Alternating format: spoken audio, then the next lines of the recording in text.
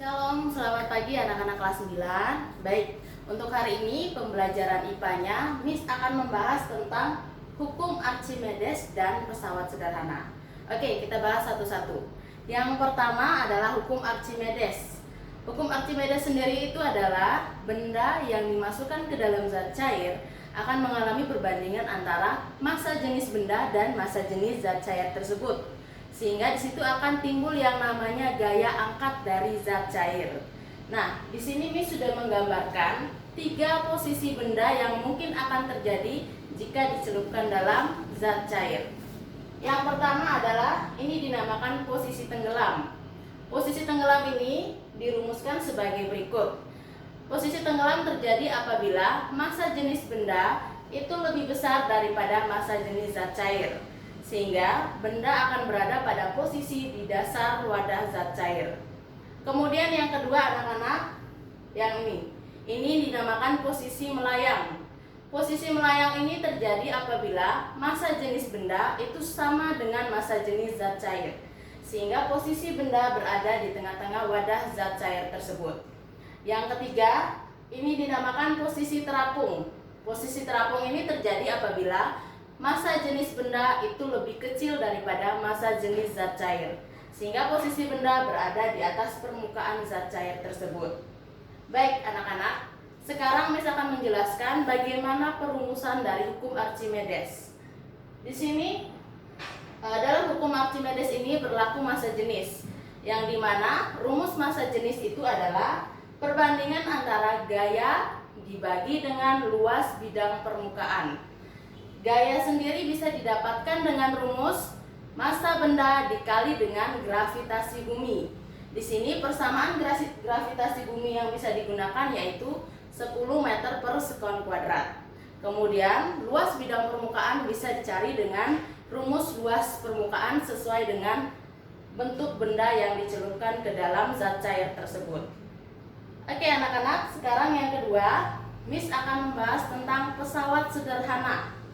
Nah, di sini Miss memberitahukan dulu, pesawat sederhana itu adalah alat yang digunakan dalam kehidupan sehari-hari yang gunanya untuk meringankan kerja atau membuat pekerjaan menjadi lebih baik. Salah satu pesawat sederhana yaitu tuas. Bentuknya seperti ini, ya, seperti jungkat-jungkit.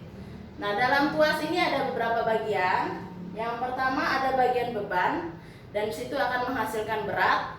Kemudian yang di atas ada bagian gaya yang menghasilkan kuasa. Biasanya gaya yang diberikan adalah gaya dorong. Kemudian di sini ada titik tumpu. Di antara titik tumpu ada lengan beban, yaitu jarak dari beban ke titik tumpu. Kemudian ada lengan kuasa, yaitu jarak dari gaya yang diberikan ke titik tumpu. Secara perumusannya ada 2 rumus, yaitu perbandingan antara beban dikali dengan lengan beban itu sama dengan gaya dikali dengan lengan kuasa. Kemudian perbandingan tersebut akan menghasilkan keuntungan mekanis. Nah, keuntungan mekanis ini dirumuskan dengan beban dibagi gaya atau lengan kuasa dibagi dengan lengan beban. Oke, baik anak-anak, itu pembahasan kita hari ini untuk 2 topik. Nanti Miss akan memberikan tugas tentang 2 topik ini. Selamat mengerjakan dan terima kasih.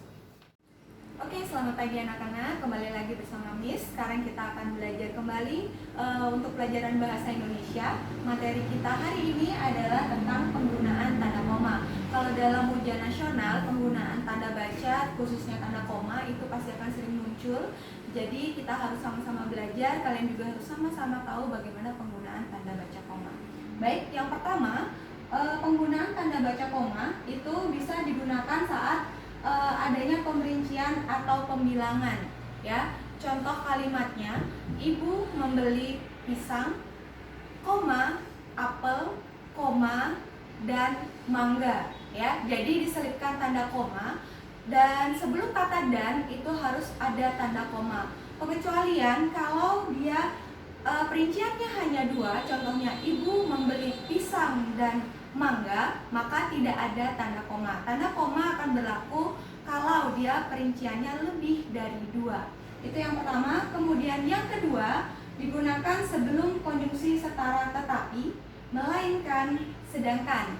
Contoh kalimatnya, ibu tidak memasak, koma, tetapi menyapu lantai.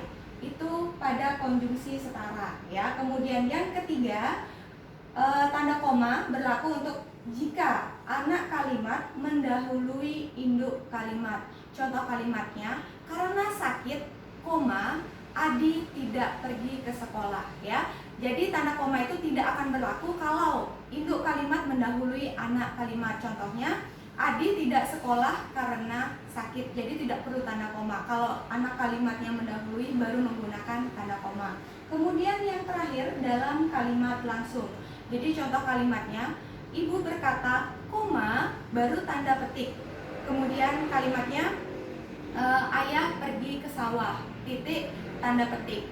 Itu kalau modelnya seperti itu. Kalau modelnya dibalik, tanda petik, ayah pergi ke sawah, koma, tanda petik, kata ibu baru titik ya. Jadi seperti itu untuk penggunaan tanda koma. Semoga kalian bisa mempraktekannya dalam tugas yang sudah berikan di Google Form. Semoga kalian bisa menjawab. Selamat belajar.